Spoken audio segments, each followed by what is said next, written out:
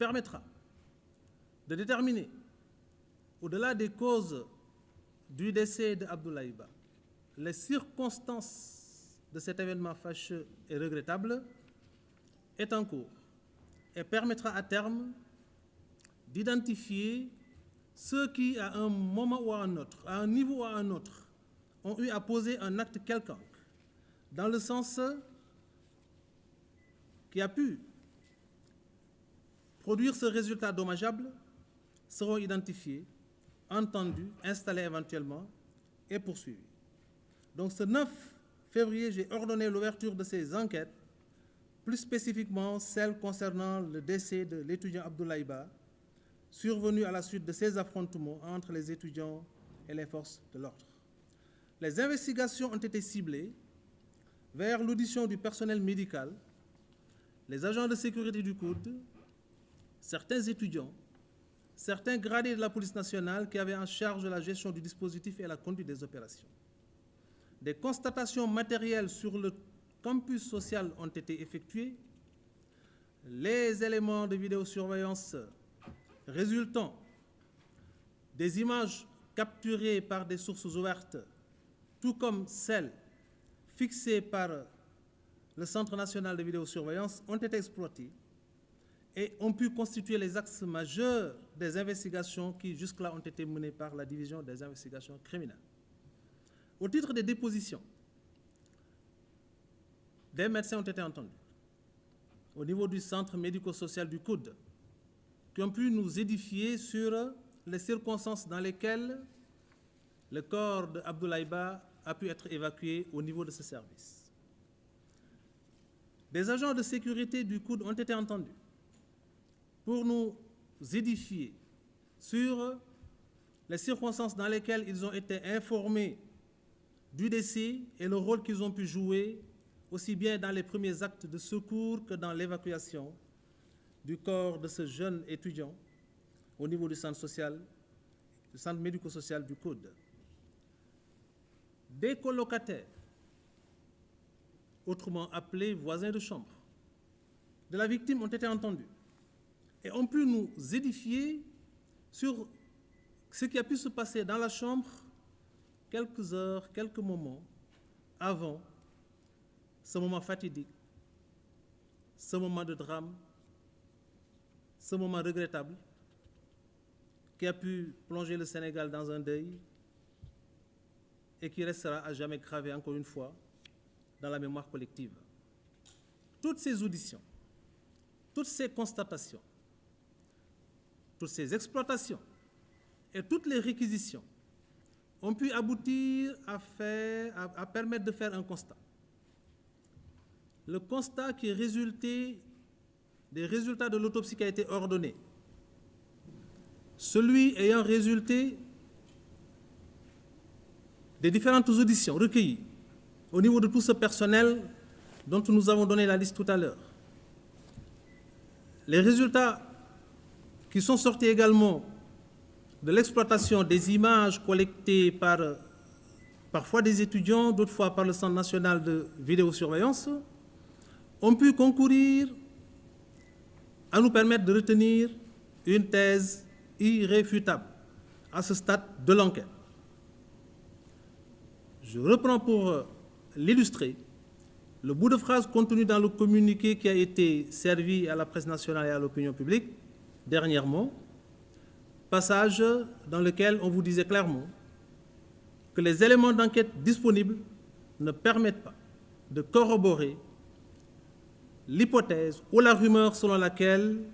des violences ont été exercées sur la personne d'Abdoulaye Ba. C'est du français. Le parquet de la République, près le tribunal de grande instance hors classe de Dakar, n'a jamais entendu remettre en cause les conclusions expertales d'hommes, de femmes, rompus à la tâche, ayant prêté serment, tout comme nous d'ailleurs, et qui quotidiennement nous accompagnent dans le processus de clarification des procédures que nous avons en charge et qui parfois sont obscurcis par les enjeux et par les intérêts en présence, et que nous parvenons à clarifier, à régler sur la base des résultats des expertises qu'on leur envoie ou qu'on leur confie. Ce que le médecin légiste requis dit dans ses conclusions n'a absolument rien à voir avec la folle rumeur qui laisse entendre que Abdoulaye Ba a été battu à mort. Je vous ai parlé du médecin qui, dans son travail d'expertise et d'autopsie, a pu produire un rapport médical avec, à la base, une planche photographique où on voit clairement un jeune homme parti à la fleur de l'âge, arraché à l'affection de sa famille, constituant jusque-là l'espoir de la dite famille, mais aussi de toute une nation, qui, pris malheureusement à un moment donné derrière un écran de feu et un miroir de fumée, ne parvenant pas à sortir de cette menace réelle à laquelle il est exposé avec ses autres camarades de chambre, n'a dû son salut qu'à chercher à se sauver en passant par la fenêtre. Abdoulaye Ba est bel et bien l'étudiant qui a sauté du 4e étage du pavillon F et qui malheureusement a atterri sur l'asphalte, ce qui explique les dommages et autres dégâts constatés par le médecin légiste sur le corps de ce jeune étudiant. Rien ne permet d'établir ou d'affirmer qu'il a été battu. Ni les résultats de l'expertise médicale, parce que le choc traumatique ayant provoqué le décès a eu pour origine et pour cause la chute. Le médecin décrit, parce que requis pour nous définir et déterminer les causes du décès par rapport à son domaine de compétence, décrit les dégâts constatés sur le corps. Les enquêteurs élaborent et nous aident à comprendre le contexte, les circonstances du décès. L'alliage qu'on peut faire entre le travail du médecin qui détermine les causes du décès par rapport à son domaine de compétence, avec ce travail de l'enquêteur qui définit les circonstances du décès, par rapport au contexte et à ce qui a pu se passer sur le théâtre des opérations, permet au procureur de la République, qui se trouve justement au début et à la fin de la procédure, de vous dire exactement que le médecin constate des dégâts sur le corps d'une victime et l'enquêteur permet d'expliquer les circonstances dans lesquelles cette pauvre victime a malheureusement succombé à la suite des dégâts constatés sur le corps et relatés par le médecin dans son document médical. Et les enquêteurs ont été exhaustifs dans leur travail d'investigation et c'est le lieu de féliciter aussi bien le commissaire-chef de la DIC que le commissaire-chef de la sûreté urbaine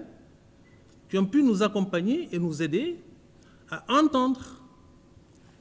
certains camarades de chambre, encore une fois, de Abdoulaye Ba, qui ont formellement, solennellement déclaré n'avoir pas été battus, encore moins brutalisés par des hommes de tenue, des forces de défense et de sécurité, qu'ils n'ont même pas vus.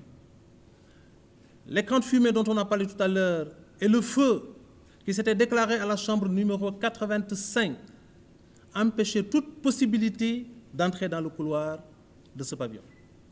De sorte que les étudiants, qui étaient quelque peu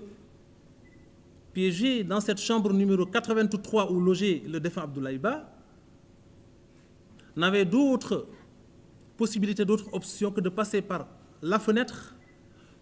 parce que l'issue de secours qui devait leur permettre de profiter de ce moment pour se tirer d'affaire et sauver ceux qui pouvaient l'être, était scellée sur instruction de certains responsables du COUD. C'est ce que nous avons comme élément d'enquête et c'est en cours de vérification, pour des raisons liées à la sécurité du bâtiment. De sorte que ce que nous pouvons solennellement vous affirmer aujourd'hui, par rapport à ce qui s'est passé dans cette journée du 9 février 2026 au sein du campus social de l'Université Cheikh Anta Diop de Dakar, et qu'on a enregistré malheureusement le décès d'un de nos jeunes frères, l'un de nos jeunes neveux, à la suite d'échauffourées ayant opposé des étudiants à des forces de défense et de sécurité, avec comme résultat dommageable et préjudiciable pour toute la conscience populaire et l'opinion publique, le décès d'un jeune qui, malheureusement, se sentant contraint de fuir les flammes et la fumée qui avaient fini d'envahir la chambre et qui les mettait au bord de l'asphyxie, qui a fini par passer par la fenêtre. Ce qui a pu causer les dégâts chez ses autres camarades de classe qui ont sauté comme lui, c'est que ces jeunes ont sauté et pour certains ont atterri sur leurs deux pieds avec malheureusement des entorses et des fractures chez certains. Mais Abdoulaye Ba, en voulant sauter, a raté une démarche, si vous voyez bien l'image, et est malheureusement tombé. Et il a atterri sur le côté gauche de son corps, de sorte que l'essentiel des dégâts qui sont constatés par les médecins, dont nous ne remettons pas encore une fois les résultats. Il faudrait qu'on soit clair sur ça.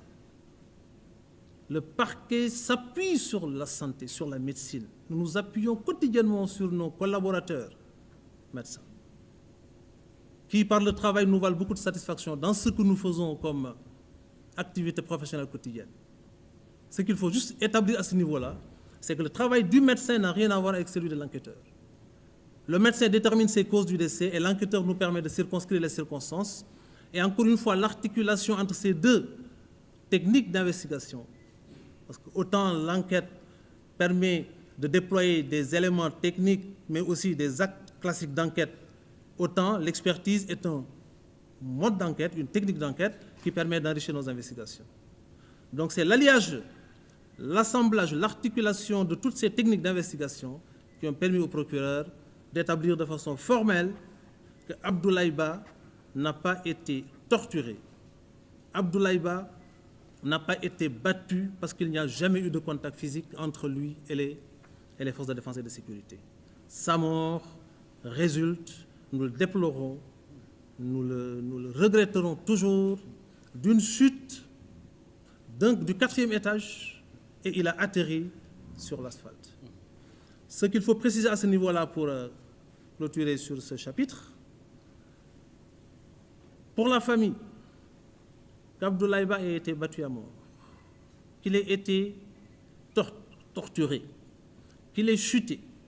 du 4e étage pour perdre la vie, le résultat est le même. Ils ont perdu un fils et ils ont le droit de réclamer justice. À ce titre, ce qui change au niveau de l'approche procédurale et prospective par rapport à ce que nous envisageons de faire, c'est que l'enquête qui a permis de rassembler beaucoup d'éléments et qui nous permettra, dans nos prochaines étapes, de les confronter aux autres éléments qui sont en cours d'exploitation et de